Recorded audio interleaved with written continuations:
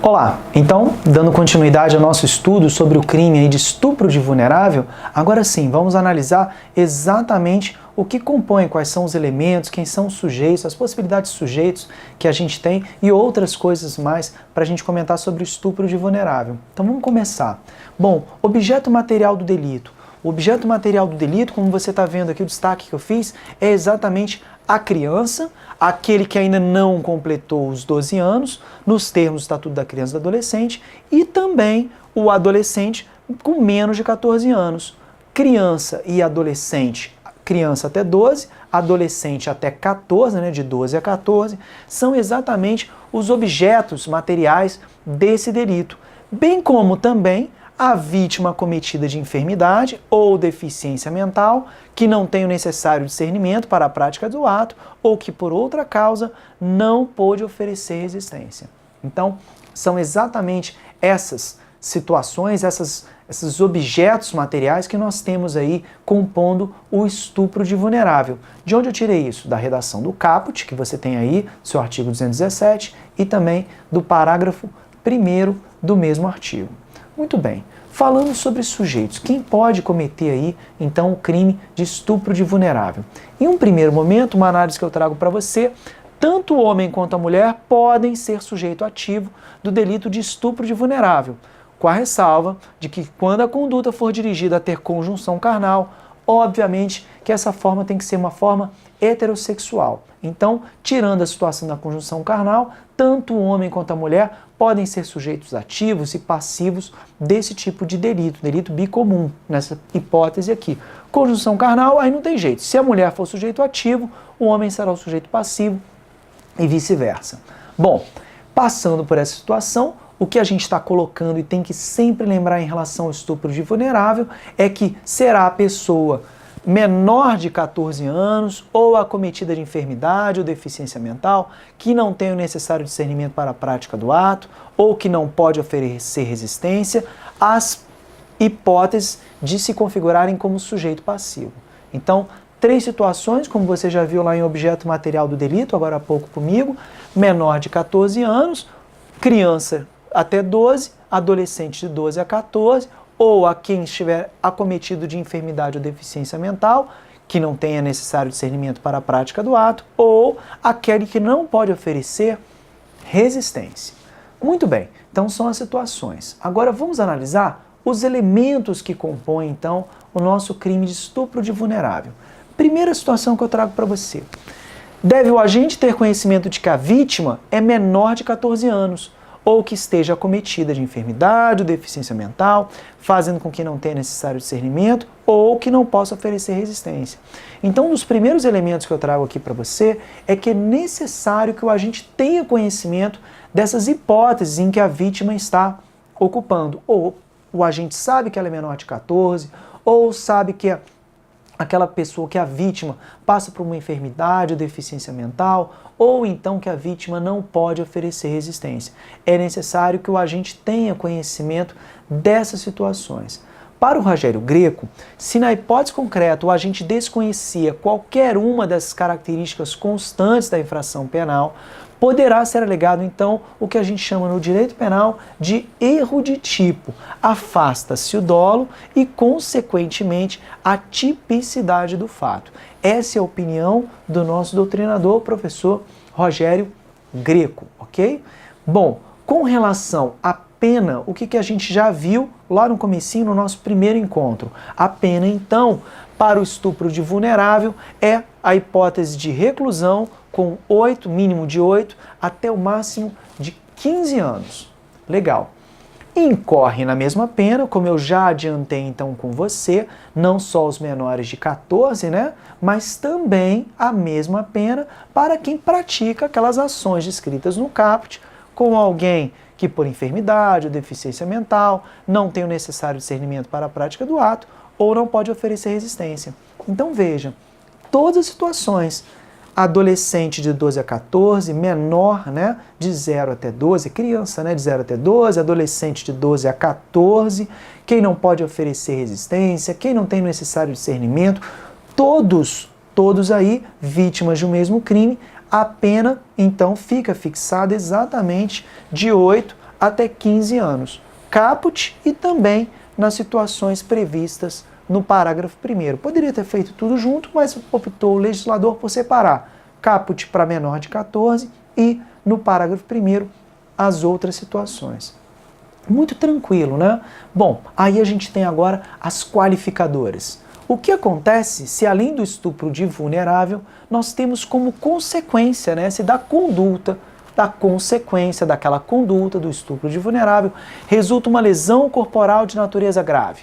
Aí nós temos uma pena já um pouco diferente, né? A qualificadora já não sai mais de 8 até 15, agora nós temos de 10 até 20 anos. Essa é a primeira possibilidade que a gente tem de uma qualificadora. Então, além do estupro de vulnerável, temos como resultado aí a lesão corporal de natureza grave. Como é que se chega assim nessa situação? A pena pela conduta qualificada, ela pode chegar muitas vezes até a 30 anos, em situações que daqui a pouquinho a gente vai ver no caso do resultado morte, o que se configura aí para muitos doutrinadores um excesso, né, uma mão muito pesada do legislador.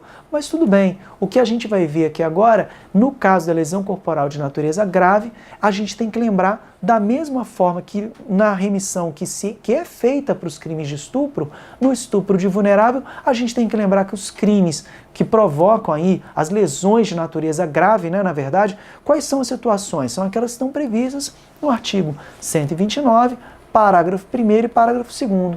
Então, para a gente conseguir dizer que houve uma lesão corporal de natureza grave, é necessário que haja uma adequação do que está previsto nesses dois parágrafos do artigo 129. Acompanha comigo. Teremos lesão corporal de natureza grave se resultar na incapacidade para as ocupações habituais por mais de 30 dias, perigo de vida, debilidade permanente de membro, sentido ou função, ou então aceleração de parto. Parágrafo 2º, teremos uma lesão corporal de natureza grave se resultar da incapacidade permanente para o trabalho, enfermidade incurável, perda ou inutilização do membro, sentido ou função, deformidade permanente e a possibilidade de aborto. São situações aí que estão previstas no seu Código Penal que resultam, né, uma lesão de natureza grave que aumentaria, seria uma qualificadora.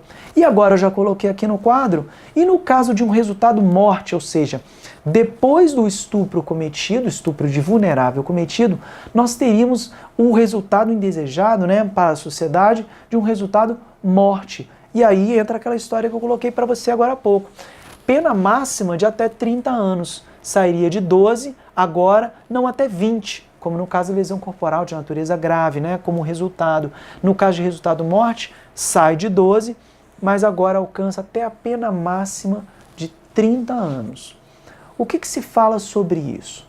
Na doutrina, o Rogério Greco e o Noronha, eles frisam então que esses resultados que qualificam a infração penal somente podem ser imputados ao agente a título de culpa, cuidando-se outrassim de crimes eminentemente o que se chama na doutrina de crimes préter-dolosos, ou seja, a gente tem uma conduta dolosa, que é o estupro de vulnerável, mas o resultado culpa, ou seja, o resultado ele acontece por culpa do agente, não com vontade do agente. Por isso que se fala crime préter-doloso.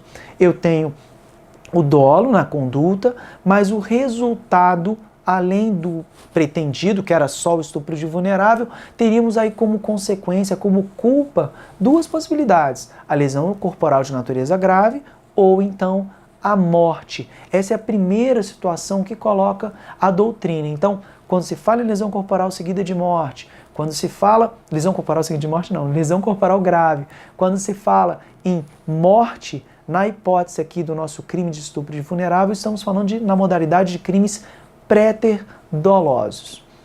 Entendem, então, os doutrinadores que o agente não pode ser responsabilizado objetivamente de acordo com a qualificadora, sem que tenha podido, ao menos, prever a possibilidade de ocorrência de lesões graves ou mesmo a morte da vítima com seu comportamento. Então, é isso que se exige do agente para responder nessas qualificadoras, segundo esses doutrinadores. Por que isso? Porque o artigo 19 do seu Código Penal afirma que pelo resultado que agrava especialmente a pena, só responde o agente que houver causado ao menos culposamente, que é a hipótese de você ter a lesão corporal grave na forma culposa, né, como resultado culposo, ou então a morte que não era pretendida pelo agente. Responde? Responde. A gente viu de 12 até 30 anos no caso da morte. Mas a morte ela aconteceu por culpa, não por vontade eminentemente dolosa do agente.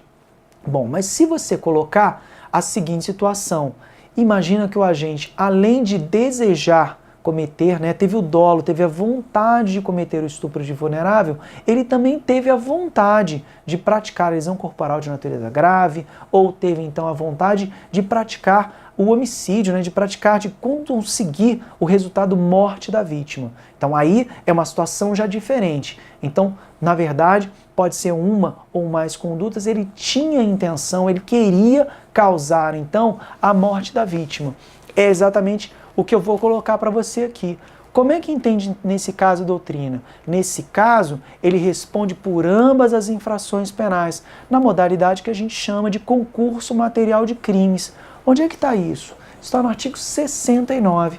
Poxa, eu nunca ouvi falar sobre isso. O que é o concurso material de crimes? E onde o agente vai responder pelos dois crimes, e não como um e a consequência do outro, como está ali no seu artigo 217-A, nos parágrafos 3º e 4º.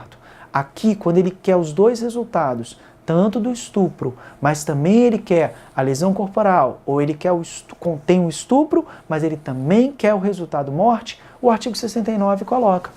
Quando o agente, mediante mais de uma ação ou omissão, pratica 2 ou mais crimes, idênticos ou não, aplicam-se cumulativamente as penas privativas de liberdade em que haja incorrido, que é exatamente a nossa hipótese que a gente teria aí. Então responderia pelo estupro de vulnerável, mas também responderia pelo crime de lesão corporal, somando as penas. Ou então, estupro de vulnerável somado com a pena do homicídio. Essa é a hipótese de concurso material. Bom, encerro aqui essa outra análise, com mais alguns detalhes sobre o estupro de vulnerável, e no próximo bloco eu volto conversando mais com você sobre esse interessante crime aí previsto no nosso Código Penal. Um abraço, até a próxima.